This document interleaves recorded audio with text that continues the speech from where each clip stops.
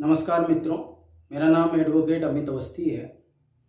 Welcome to my YouTube channel Awasthi legal knowledge.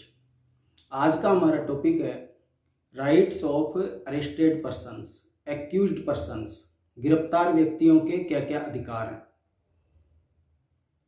Indian जो constitution है उसका जो आर्टिकल है 21, उसके अनुसार प्रत्येक व्यक्ति को प्राण और दैहिक स्वतंत्रता का अधिकार संविधान द्वारा प्रदान किया गया है। इस अधिकार का तात्पर्य है कि प्रत्येक व्यक्ति को भारतवर्ष में सम्मान के साथ, गरिमा के साथ जीने की स्वतंत्रता है। पशुवत जीने से इसका कोई मतलब नहीं है। तो जो एक्यूज्ड हैं, जो अरेस्टेड पर्सन्स हैं, जिस व्यक्ति को गिरफ्तार किया जाता है, वो भी समाज का ही अंग है, तो उसको भी अधिकार प्राप्त है। और वैसे भी विधि शास्त्र का ये सामान्य सिद्धांत है कि जब तक आरोप सिद्ध नहीं हो जाता तब तक उस व्यक्ति को निर्दोष माना जाना चाहिए। तो आज हम डिस्कस करेंगे राइट्स ऑफ एक्यूज्ड पर्सन्स या अरेस्टेड पर्सन्स, गिरफ्तार व्यक्तियों के अधिकार या जो अभियुक्त व्यक्ति हैं उसके अधिकार। तो पहला जो अधिकार है, जो इम्पोर्टेंट राइट है, वो है गिरफ्तारी के कारणों को जानने का अधिकार। यदि कोई पुलिस अधिकारी किसी के घर जाता है उस व्यक्ति को अरेस्ट करने के लिए, तो जिस व्यक्ति को अरेस्ट करने के लिए वो गया है, वो व्यक्ति ये पूछ सकता है कि उसको किस कारण के आधार पर अरेस्ट किया जा रहा है। और पुलिस अधिकारी को ये कारण बताना होगा, बताना आवश्यक है। पुलिस अपनी मनमानी नहीं कर सकती है, पुलिस अपनी मनमानी नहीं कर सकती। और अगर वो ये कारण नहीं बताता है तो उसको स्पष्टीकरण देना पड़ सकता है। और यहाँ तक प्रोविज़न है कि जिस व्यक्ति को गिरफ्तार किया गया है, अगर वो व्यक्ति जमानत पर छूट जाता है तो जमानत पर छूटने के बाद भी वो गिरफ्तारी के कारणों को जानने का हकदार है। तो ये पहला महत्वपूर्ण अधिकार है जो गिरफ्तार व्यक्तियों को दिया गया है, क्योंकि जो गिरफ्तार व्यक्ति हैं वो भी हमारे समाज के अभिन्न अंग हैं। दूसरा जो महत्वपूर्ण अधिकार है वो है अपनी पसंद के विधि व्यवसायी या एडवोकेट जिसको कहते हैं, उससे मिलने का, उससे परामर्श करने का और अपनी प्रतिरक्षा कराने का अधिकार। अगर पुलिस किसी व्यक्ति को गिरफ्तार करके ले गई है, पुलिस स्टेशन में ले गई है, तो वो व्यक्ति अपनी पसंद के एडवोकेट से मिल सकता है, बात कर सकता है। पुलिस उसको मिलने से नहीं रोक सकती। और जो गरीब लोग हैं, जिनके पास में संसाधन नहीं है वकील के लिए, वकील की फीस देने के लिए पैसे नहीं है, उनको भी निःशुल्क विधिक सहायता का अधिकार प्रदान किया गया है। ये स्टेट की ड्यूटी है कि उनको वकील उपलब्ध करवाए और वकील की जो फीस है वो स्टेट अदा करेगा। तो ये दूसरा महत्वपूर्ण अधिकार है विधि व्यवसायी से परामर्श का और प्रतिरक्षा का। तीसरा महत्वपूर्ण अधिकार है कि जिस भी व्यक्ति को गिरफ्तार किया गया है, उसे जब गिरफ्तार किया गया है उस समय से लेकर के 24 घंटे के अंदर अंदर उसे निकटतम मजिस्ट्रेट के समक्ष पुलिस अधिकारी द्वारा प्रस्तुत किया जाए। ये बहुत महत्वपूर्ण अधिकार है, इसकी जानकारी आप लोगों को होनी चाहिए। जो भी निकटतम मजिस्ट्रेट है तो 24 घंटे के अंदर अंदर, 24 घंटे से ज़्यादा उसको पुलिस स्टेशन में नहीं रखा जा सकता। अब जब उसको मजिस्ट्रेट के समक्ष पेश किया जाता है, तब अगर पुलिस अधिकारी को ये लगता है कि उससे कोई इन्वेस्टिगेशन करना है, उससे कोई पूछताछ करनी है, तो वो मजिस्ट्रेट से उसके रिमांड की मांग कर सकते हैं। और ये जो रिमांड है ये मजिस्ट्रेट अधिकतम 15 दिनों तक का दे सकता है। इसके बाद में जो महत्वपूर्ण अधिकार है वो है चिकित्सकीय परीक्षण कराने का अधिकार।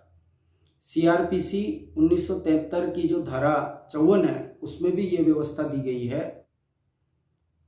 कि यदि जिस व्यक्ति को गिरफ्तार किया जा रहा है, अगर वो व्यक्ति चाहे तो अपने मेडिकल की मांग कर सकता है। पुलिस अधिकारी को उसका मेडिकल करवाना पड़ेगा, या फिर जब उसे मजिस्ट्रेट के समक्ष पेश किया जाता है, अगर वो मजिस्ट्रेट के समक्ष ये बयान करता है कि उसके साथ पुलिस स्टेशन में मारपीट हुई है, उसको यातना दी गई है, उसको टॉर्चर किया गया है, तो मजिस्ट्रेट पुलिस अधिकारी से कह सकता है कि तत्काल प्रभाव से इसका मेडिकल करवाया जाए।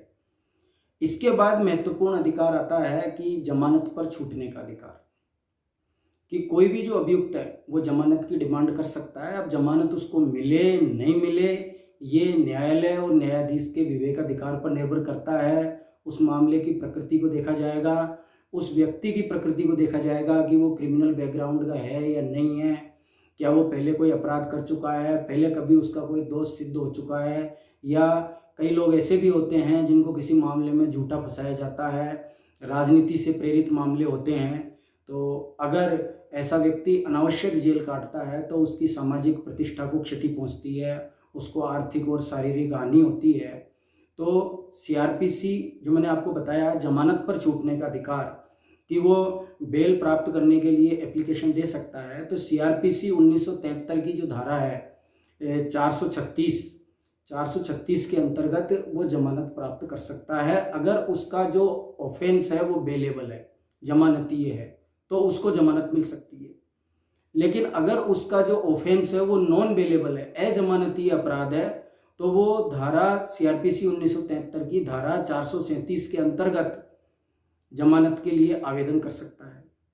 और अगर किसी व्यक्ति को ये लगता है कि उसको किसी मामले में झूठा फंसाया जाएगा, उसको गिरफ्तार होने की आशंका है, तो ऐसी स्थिति में अग्रिम जमानत का प्रावधान भी है। तो सीआरपीसी 1973 की धारा 438 के अंतर्गत वो अग्रिम जमानत के लिए भी आवेदन कर सकता है।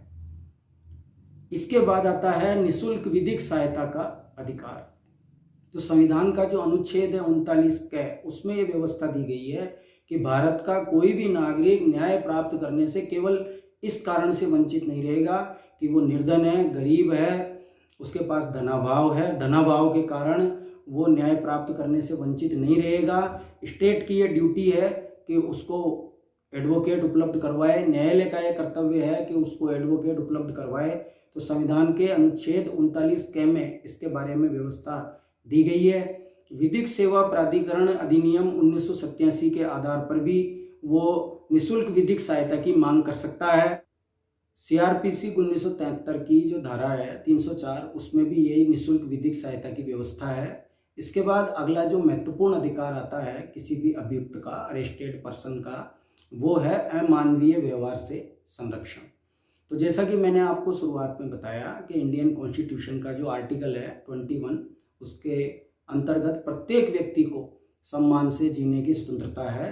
तो अमानवीय व्यवहार से संरक्षण का ये मतलब है कि उसको पुलिस की तरफ से अनावश्यक यातना नहीं दी जाए, उसे हथकड़ी में या बेड़ियों में नहीं रखा जाए, उसे उसके परिजनों से मिलने की आज़ादी हो। तो इस प्रकार से अमानवीय व्यवहार से संरक्षण, ये भी जो भी अरेस्टेड पर्सन है उसका एक महत्वपूर्ण अधिकार है।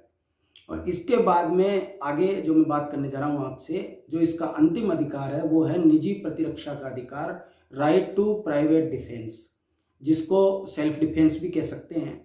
तो आईपीसी 1860 की जो धारा है 96 से 106, उसके बीच में ये व्यवस्था दी गई है। इन धाराओं के अंतर्गत निजी प्रतिरक्षा के अधिकार के बारे में बताया गया है। तो डियर फ्रेंड्स, मेरा आपसे यही कहना है कि आप सभी इस देश के सम्मानित नागरिक हैं। कई बार ऐसा होता है कि कोई व्यक्ति जिसका क्रिमिनल बैकग्राउंड नहीं है, उसको पुलिस किसी पूर्वाग्रह से ग्रसित होकर के या किसी राजनीतिक मामले में अनावश्यक रूप से फंसा देती है। तो किसी भी गिरफ्तार व्यक्ति को उसके अधिकारों को जानना चाहिए और अपने अधिकारों की प्राप्ति के लिए प्रयास करने चाहिए। तो डियर फ्रेंड्स, मैंने आज जो आपको जानकारी देने की कोशिश की है राइट्स ऑफ अरेस्टेड पर्सन्स, ये जानकारी आपके लिए अत्यंत उपयोगी सिद्ध होगी। मेरे वीडियो को लाइक करें और चैनल को सब्सक्राइब करें और ज़्यादा से ज़्यादा शेयर करें।